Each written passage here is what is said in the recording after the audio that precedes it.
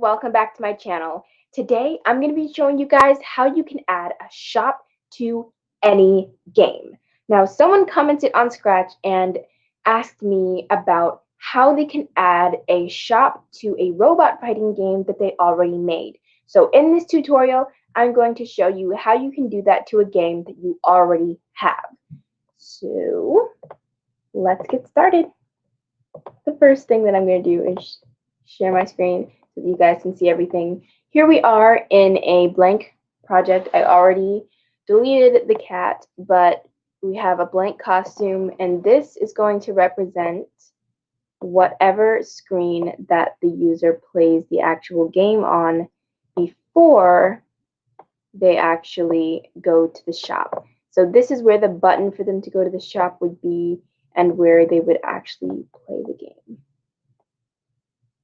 So then this will be called game screen, but I can't spell today, and I have caps lock on. G-A-M-E spells game. Screen. Typing is just so out of whack. And then let's duplicate this for another backdrop. This is where the shop would actually be. And we'll make it blue for a little bit of a contrast. And then let's make some text to show them that this is the shop. Make that much bigger. Move that to the center. And then we're going to separate this into 4 things. You can make this shop really look however you want because it's mostly all about the coding. And then we'll do, like, the first item would be $1. Go. We'll duplicate that. Put it there. Put it there. And then put it there. So this would be $3. This would be $2. And then this would be $4. Then we need a picture of what it would actually be and a buy button for each of them. So, I mean, it doesn't really, it depends on what you're making, what you would want the person to be buying. But in this case, I'm just going to go and get some random things from the food section. And let's say I'll get some apples. I'm only using the costumes for these. So you don't actually need these sprites later. I'm just going to be copying costumes. So I'll have some apples, bananas, and what else? A donut. And the last thing, let's do some bread. So we've got our groceries here. And then so all of those will be like that. But except we don't actually need these sprites. What we're going to do is we are going to Control A to select everything, or you can just drag this box to cover everything, group it together, copy it, and paste it into your backdrop. And then now you will have an icon of what this is going to be like in your backdrop because the user is not going to be clicking on this. So now that I have the donut copied, I can delete that. We will Control A, select the whole loaf of bread, group it together, copy it, paste it, and we'll put that at $2, then delete the bread. You might draw yourself what these look like, and if you do that, then you can either draw it on its own costume so you can focus more on it, or you can draw it actually inside of the backdrop. So let's paste that. Well, let's maybe apples $3 because no one's paying that much for an apple. And then we will also take this whole thing, group it together, copy, delete this, and paste it. So now we have everything in our shop, but we need to be able to go to our shop and leave from it. So let's draw a button, and this button we will make it a little bit of a lighter purple and outline it in black.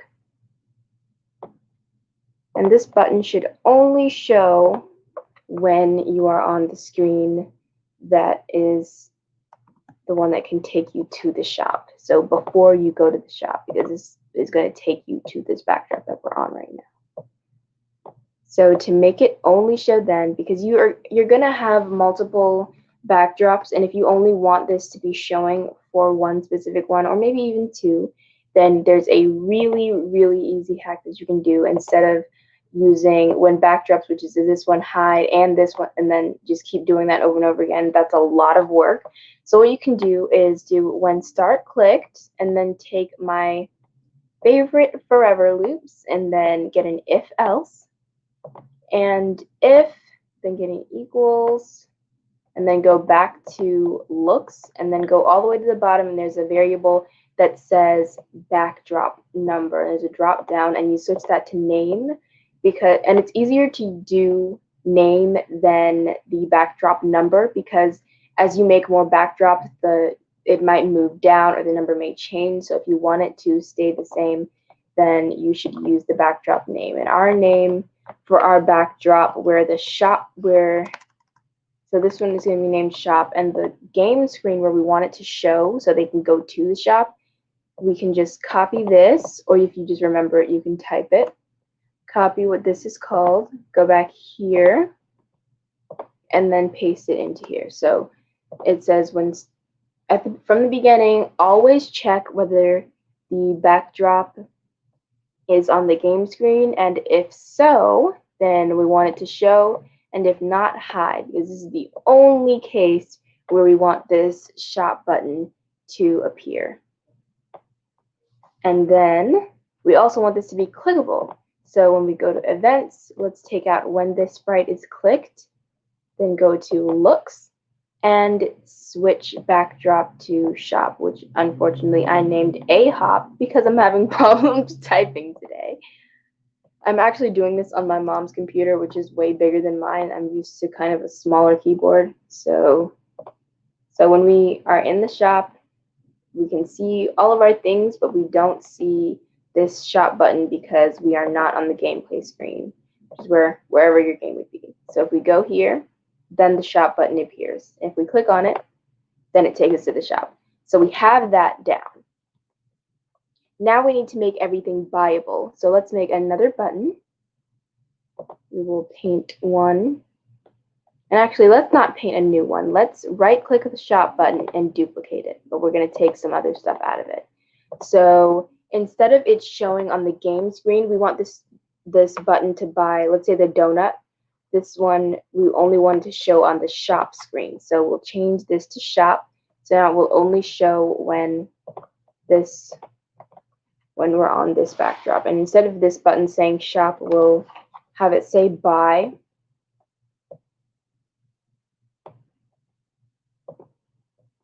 And then let's move it to, we don't want it to do that. So let's take off it switching the backdrop to shop because we're already there, and that's not what this one is for. And this should be a little bit smaller so that it can fit.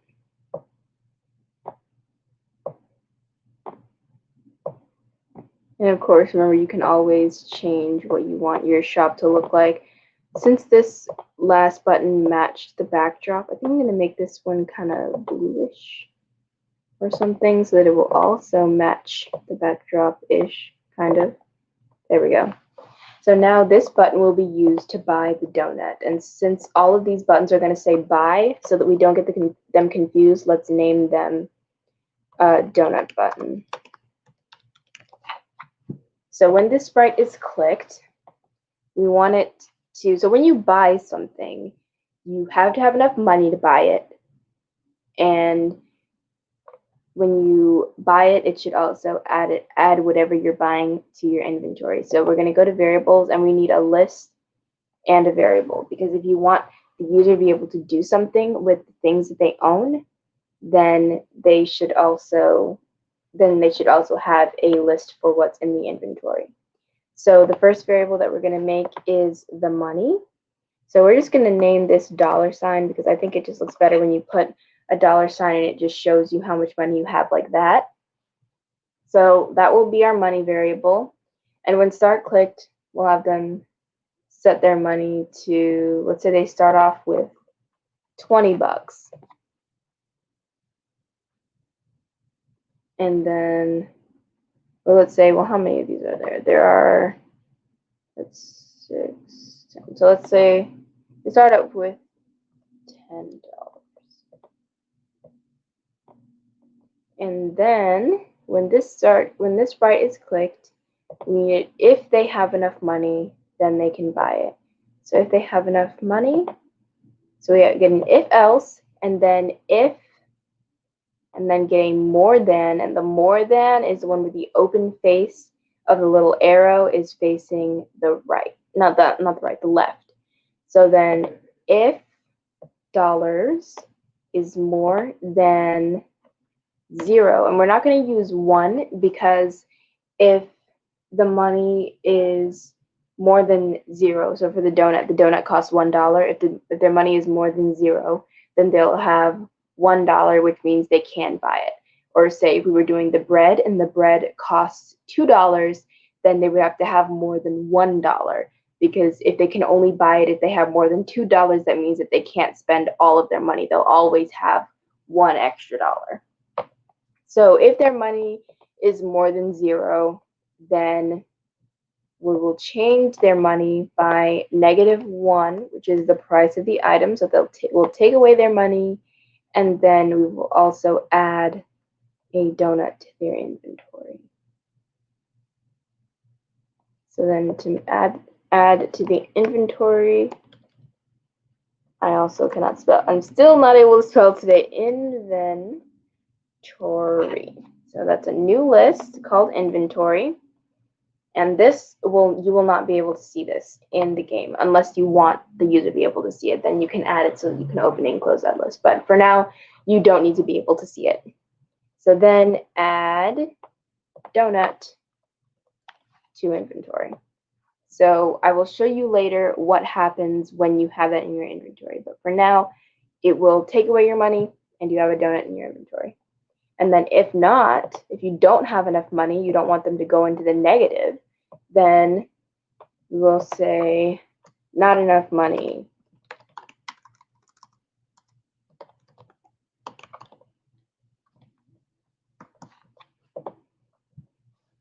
So then we can also duplicate this for everything, but all we have to do is change the price, move it to wherever it needs to be, and change what it's adding to the inventory. So this is the donut button. Let's duplicate this, and we'll make this the bread button.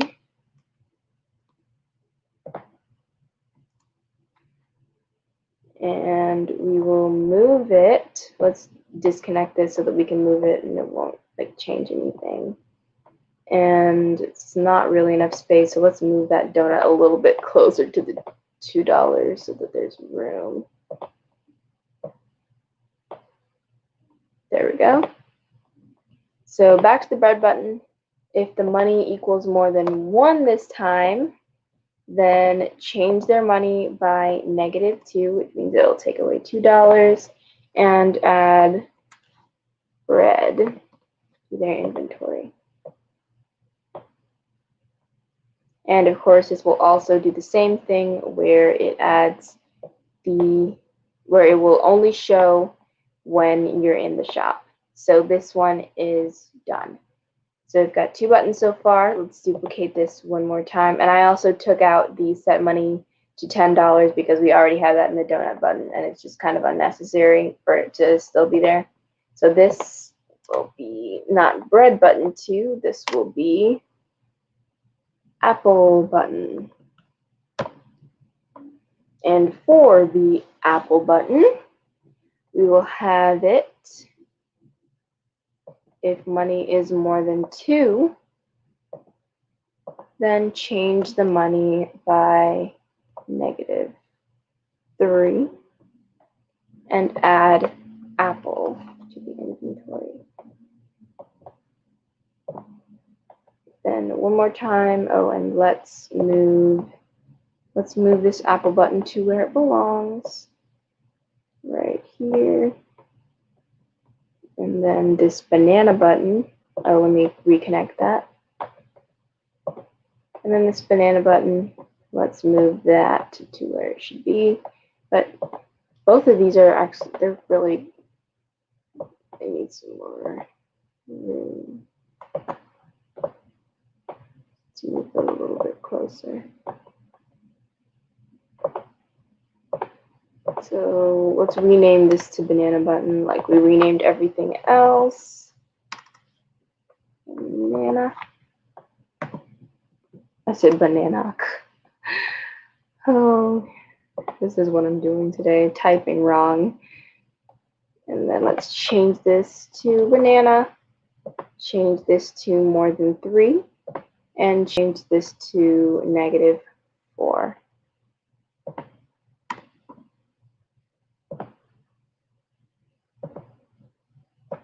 So it looks like everything is in order.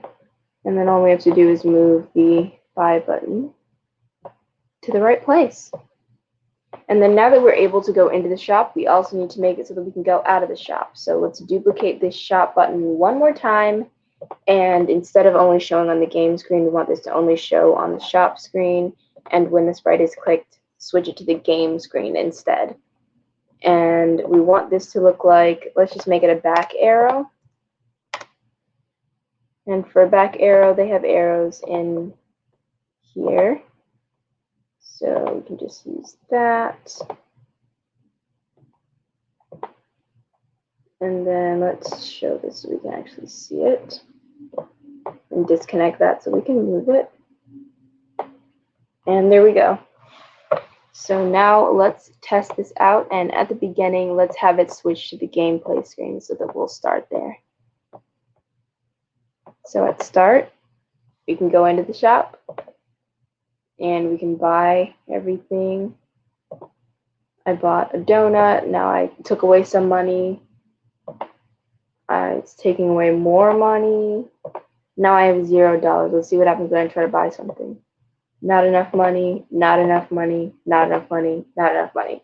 So that works, that you can only buy things if you have enough money, and you can move in and out of the shop with everything changing and not showing when it's not supposed to be. So now that we have that, let's check our inventory to see what we have in there. So we have donut, bread, banana, apple. So now that we have things in our inventory, we want to be able to use them in the game. And this, how you use them depends on what game that you're making, but I will show you how you can sense what you have in your inventory and make something happen. You can make really whatever you want to happen once you have it in there, but I will show you how that you can make that happen. So let's actually get those sprites back that we had before with just the fruit on their own, and these can have their own individual code in them. Let's get the donut. There we go. So we have all of our food here. And for our food,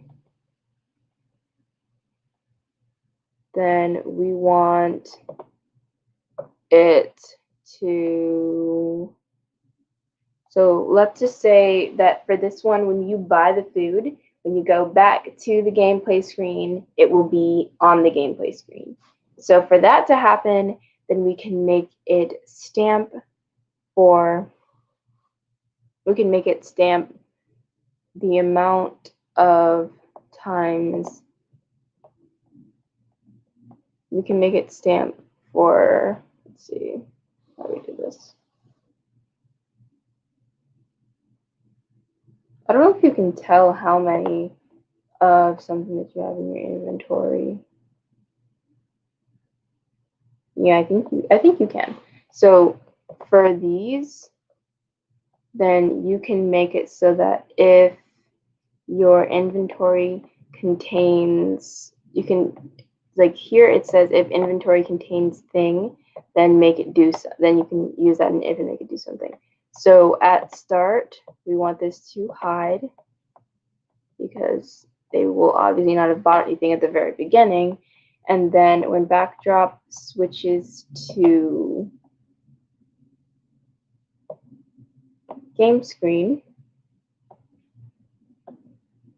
if, and then go back to variables and get if inventory contains banana, then show. And else hide. And since we can also make it so you can only buy one of these, and then it's unlocked, and then there's nothing else that you can do with it. So to make that happen, then once this, so we can go back to the banana thing, and we can also make it so that this button will say that you own it once you buy it. So let's duplicate this costume, and we'll change this where it says buy to owned.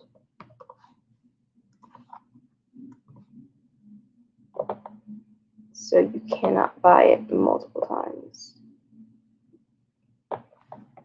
because it's technically impossible to tell how many times you've bought something with a list. You can do it with variables, but that's actually a lot harder. So I don't want you guys to get too confused. But now that we have a owned costume, then we will also make it always check whether there is a banana in the inventory.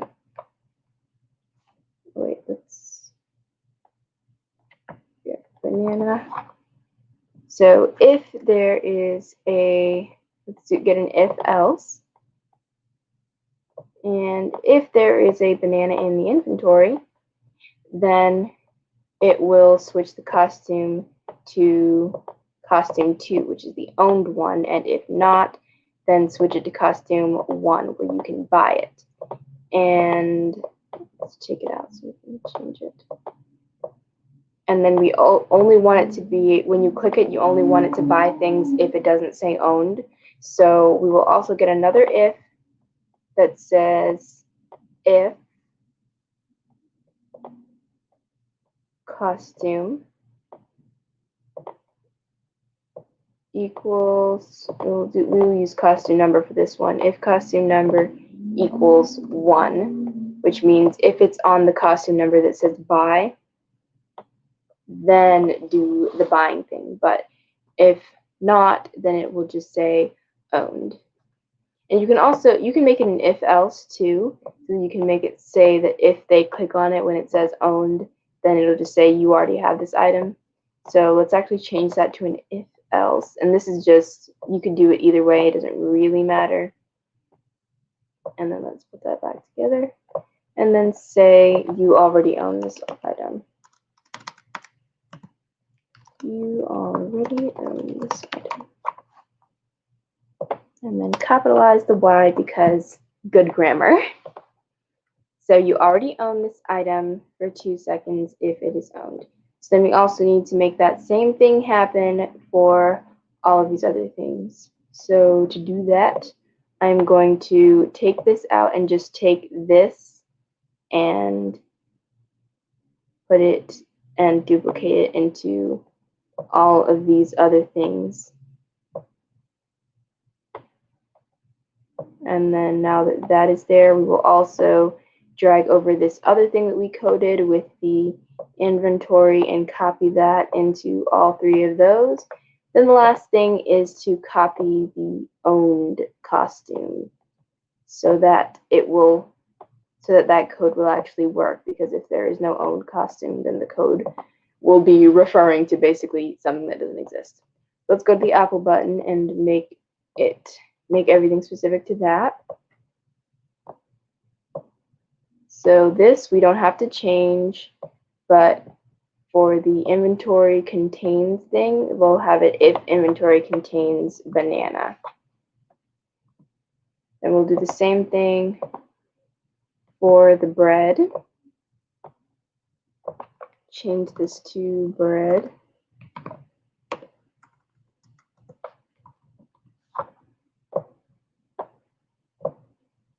And move that there. And the last thing is the donut one. We'll put that there and then put this here. Then we also want this, we want the apples, banana, and bread to show when they're on the gameplay screen to show that they have them and they've bought them. So we will duplicate those into each one of these and then just change what we're asking if the inventory contains, depending on what this is. So for this bread one, we would change that to bread. For the donut one, we would change that to donut. And let's go back to the shop and arrange these in an orderly way. So let's start at the beginning. And these should, another thing that you have to do is make sure that the inventory clears at the beginning because we want them to start off with nothing. So delete all of inventory when start clicks. So there we go. Now it is checking if our inventory has anything in it, and it doesn't, so those aren't showing. So let's go to the shop, and I'm going to buy a donut. Now it says owned, and if I click on it, it says you already own this item. So let's go back to our gameplay screen, and our donut is showing. But when we go back to the shop, it is also still showing. So let's make it so that this donut, when backdrop switches to shop, hide.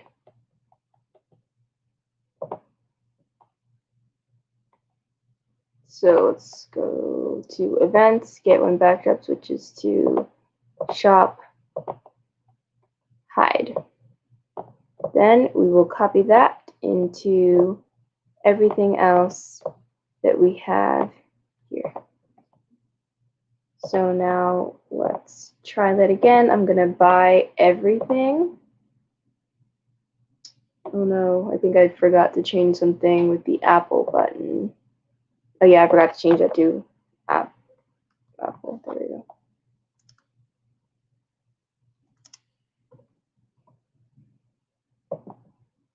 So now that works. And then we go back and we have all of our things here. So you can change it so that instead of these just showing up in the shop, that they do whatever you need them to do, or you can make it so that, let's say the person who is making the robot game, if they have that in their inventory, then they get a certain power up, or they inflict more damage when the robot is fighting another robot or something like that. But you can use this if inventory contains whatever item it is to check and see if that works. So I'm just not showing my screen. Thank you guys so much for watching. Make sure that you like and subscribe. I hope that you found this tutorial helpful.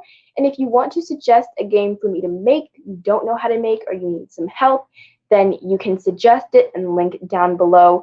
And you can also ask me some questions about your coding projects in my help and tutorial studio, which will also be linked down below.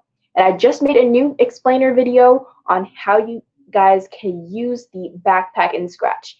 You may have seen it at the bottom of the screen, but you don't know what it does. So also linked down in the description. Thank you guys for watching. I will see you soon. Bye.